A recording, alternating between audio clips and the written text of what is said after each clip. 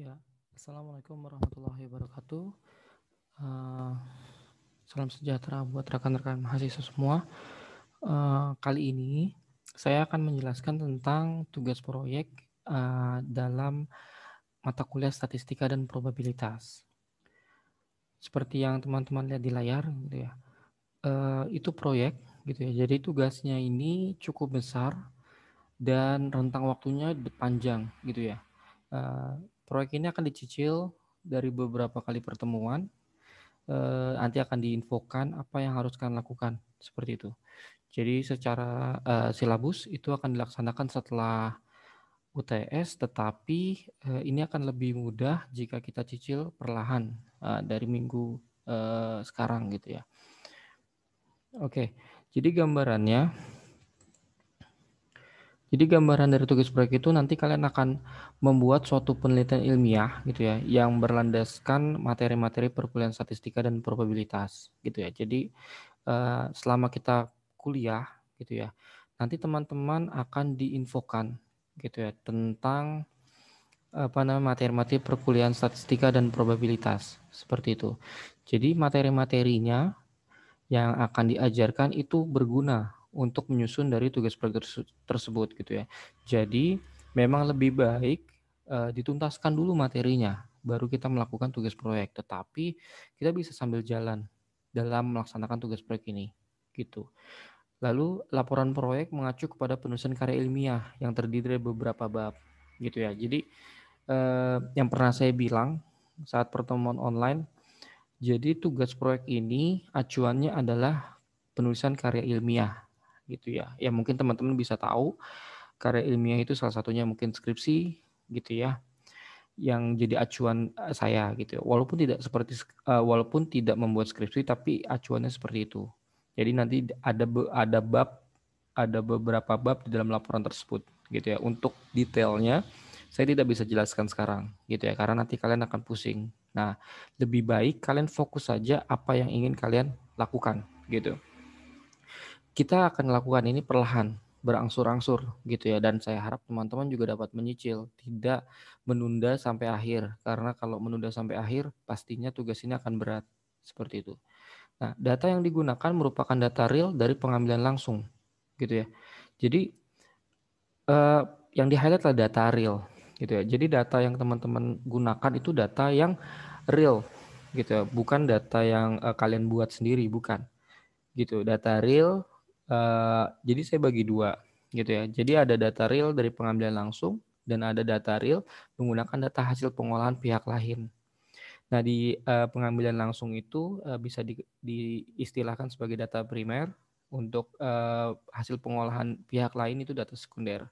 Nah, contohnya apa? Untuk data primer itu eh, misalkan kalian membuat kuesioner online seperti itu, terus kalian bagikan ke para responden yang memang memiliki hubungan dengan data kalian seperti itu. Contohnya apa? Misalkan contohnya kalian mau melihat tingkat indeks prestasi gitu ya di suatu kelas gitu, atau kalian mau lihat eh, tingkat efisiensi gitu ya suatu hal tertentu dalam hubungan penggunaan lalala gitu ya.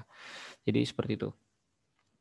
Nah, sedangkan untuk data hasil pengolahan pihak lain itu kalian bisa menggunakan hasil dari instansi lain atau bisa jadi skripsi orang yang telah melakukan penelitian gitu ya. Jadi untuk teknisnya nanti akan saya detailkan di pertemuan berikutnya gitu ya. Ini hanya awalan saja gitu ya, teman-teman biar nggak pusing gitu ya. Jangan anggap ini berat gitu ya. Jadi kita akan berangsur-angsur. Jadi ada dua tipe data gitu ya. Nah, selanjutnya yang bisa saya jelaskan itu adalah persiapan pelaksanaan gitu ya. Nah, seperti yang di pertemuan online sebelumnya, saya jelaskan bahwa kalian proyek ini bentuknya kelompok gitu. Jadi bentuknya kelompok yang saya minta maksimal 3 orang. Jadi tidak bisa lebih dari 3 orang. Kurang gimana Pak? Kalau misalkan kurang itu boleh saja. Misalkan 2 orang itu boleh saja. Nah, 1 orang kalau saya tidak rekomendasi untuk 1 orang 1 kelompok. Kenapa? Karena ini tugasnya cukup berat, cukup banyak. Jadi jika satu orang itu akan sangat berat buat dia.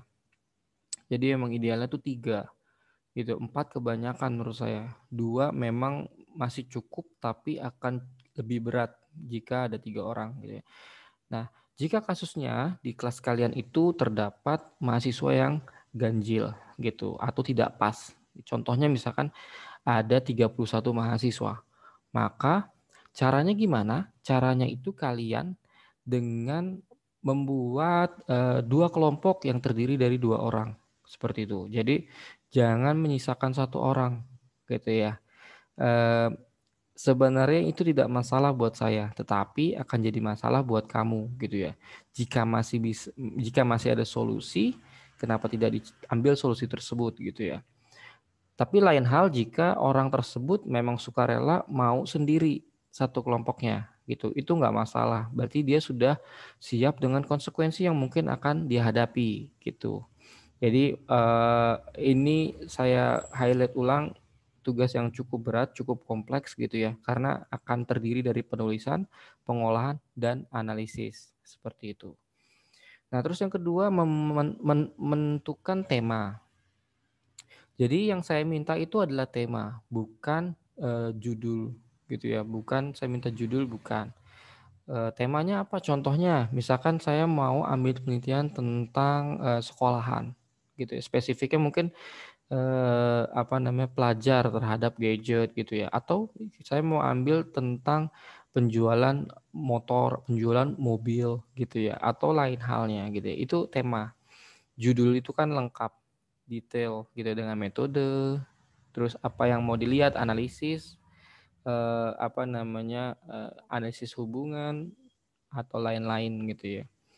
Jadi yang saya minta hanya tema. Tapi jika kamu menemukan judulnya itu sangat lebih baik memang gitu ya. Tapi pasti susah untuk awalan ini. Nah, terus yang ketiga mempunyai gambaran data apa yang akan diambil. Jadi setelah kamu menentukan tema, kamu sudah kegambar nih data apa saja yang akan diambil dari tema yang kamu pilih gitu ya. Jadi kalau misalkan tema yang kamu pilih aja tentang COVID gitu ya, berarti data apa saja yang berhubungan dengan COVID gitu ya. Misalkan persentase harian yang positif, negatif, dan yang meninggal. Atau misalkan kasus kasus baru atau varian baru gitu ya, atau gejala-gejala yang muncul apa saja dari pasien positif gitu ya, dan lain-lain banyak gitu ya. Jadi itu saja yang perlu kalian tahu gitu ya. Jadi untuk yang lain-lain sebenarnya kalian tidak perlu tahu. Misalkan, waduh Pak ini gimana cara buatnya? Pak nanti presentasi atau enggak? Itu urusan lain. Itu urusan nanti. Jadi teman-teman tidak usah memusingkan hal itu. Jadi teman-teman fokus saja apa yang uh, akan dilakukan gitu ya. Jadi yang kalian lakukan tuh di awal ini adalah 3 poin ini gitu. Itu udah cukup. Gitu. Untuk kalian berikutnya akan dijelaskan di pertemuan lain gitu. Nanti akan saya jelaskan pelan-pelan. Ya misalkan susunannya gimana Pak gitu. Apa saja yang dibahas dan lain-lain. Kayak gitu ya. Nah, ini dia yang saya bilang, susunan dan format laporan itu saya tidak bahas. Jadi itu nanti akan saya bahas mungkin di minggu-minggu berikutnya. Saya nanti akan kasihnya berangsur-angsur agar teman-teman tidak bingung gitu ya.